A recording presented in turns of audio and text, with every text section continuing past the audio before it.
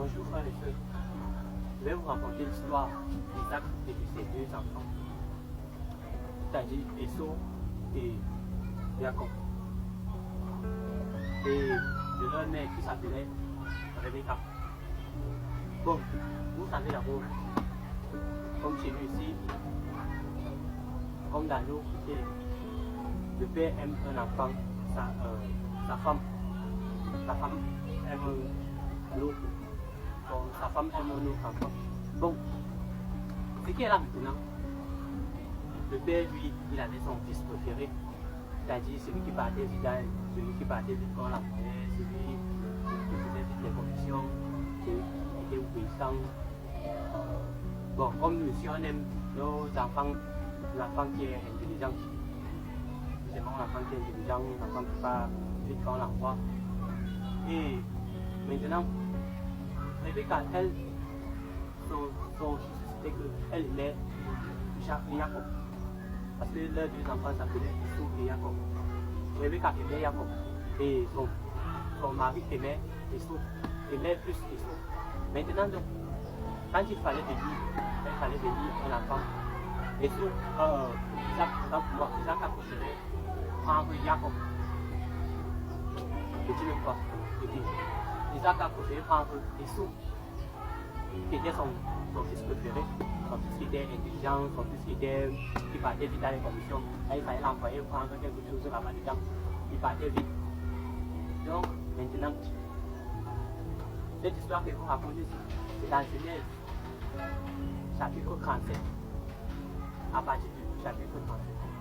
Maintenant, dans cette histoire-ci, Jacob, Isaac, donc pour moi, Isaac qui savait que lui, il était souffrant, il était déjà aveugle, il savait que lui, il allait déjà laisser et partir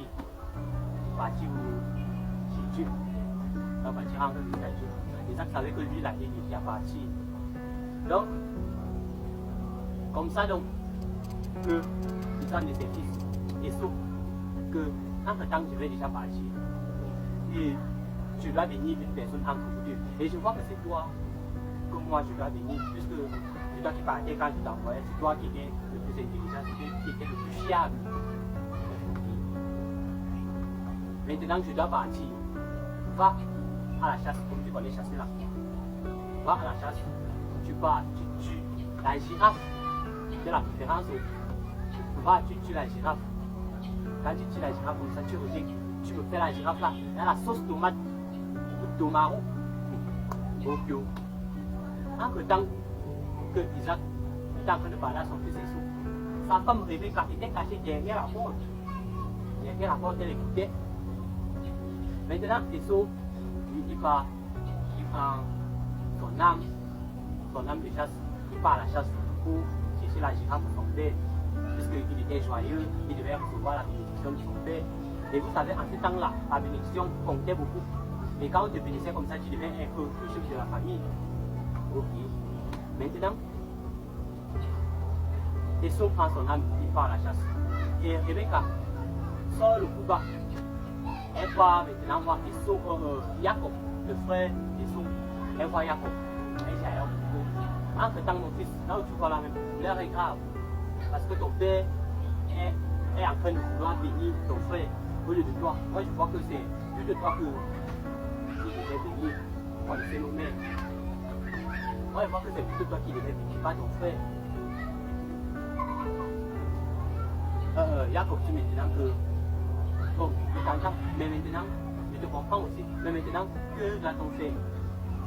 Rebecca dit que, bon, comme ton père a envoyé des sous, tu es la girafe, je l'ai préparé. Il mange. Maintenant, en mangeant, il le bénit. Donc, gagnant. Ok. Rebecca monte maintenant en plan pour dire à Jacob que va dans le groupe, tu tues un mouton là-bas, tu fais avec, on fait vite la sauce tomate avec le mouton là. Quand on fait vite la sauce tomate avec le mouton là, maintenant, Jacob part, il tue vite, il vient avec, il de faire la sauce tomate. Maintenant, entre temps, Jacob dit à sa mère que Mon frère est poilu. Oh, voilà. Il est poilu. Mais mon père, c'est que il est poilu. Si mon père doit reconnaître, il va toucher sa peau pour connaître si c'est vraiment lui. La femme dit que ça c'est un petit problème. Elle a fini d'enlever la peau du mouton. Elle a mis la peau là sur Jacob. Elle a envoyé Jacob que va donner la nourriture à ton père. Jacob va, il donne la nourriture à son père, il dit à son père, papa, moi voici, je suis venu avec la nourriture. Son père maintenant, lui étant aveugle, il dit, mon fils, tu as été rapide, rapproche-toi alors que je te touche. Il se rapproche et son père touche. À partir où la mère a collé la peau du mouton. Et touché, il ressent que vraiment il a beaucoup de poils, il est vraiment venu. Il dit, ok, c'est vraiment il faut. Mais entre temps, comment ça tu es venu? Mais tu as la voix de Jacob. Il dit que c'est moi. Quand son père dit que, ok, merci pour la nourriture et mon enfant, je te bénis. Et Jacob finit de prendre la bénédiction de son frère. Là, il finit de prendre la bénédiction comme ça. Et dans tout ça, Esau maintenant revient de la chasse. En soirée comme ça, lui, il est toujours joyeux. Il sait que c'est lui qui va recevoir la bénédiction.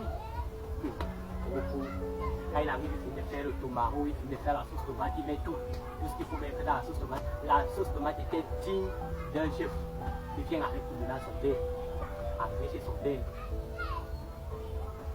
Il arrive avec la sauce tomate chez son père. Il dit à son père que maintenant je suis arrivé. Entre temps, son père a déjà fini de bénir Jacob. Quand ils sont dit maintenant que je suis arrivé avec la nourriture que tu m'as demandé, son père dit quelle nourriture? N'est-ce pas, tu es venu ici pour me donner la nourriture? J'ai fini de manger, j'ai fini de bénir, tu reviens encore avec quelle nourriture? Son père a suivi une fois que c'était Jacob a volé les bénédictions de son frère. Et maintenant, Esau est entré dans une colère démoniaque, une colère qui n'était plus digne d'un serviteur de Dieu. La leçon que nous devons d'abord tirer, c'est que en tant qu'enfant de Dieu, nous ne devons pas entrer dans ce genre de colère, une colère qui n'est plus digne d'un enfant de Dieu, une colère qui n'est plus gérable. Sur ce, mon frère et ma soeur, lorsque nous savons que nous avons fait du mal à notre prochain, retournons vers lui pour lui demander pardon. Retournons vers lui pour lui demander pardon. Montrons-lui que nous regrettons vraiment ce que nous avons fait, car la Bible dit que une faute avouée est pardonnée. Lorsque tu demandes pardon à ton frère, il te pardonne et Dieu te pardonne. Et c'est ce que veut l'Éternel. Réconcilions-nous, frères et sœurs. Sur ce, shalom.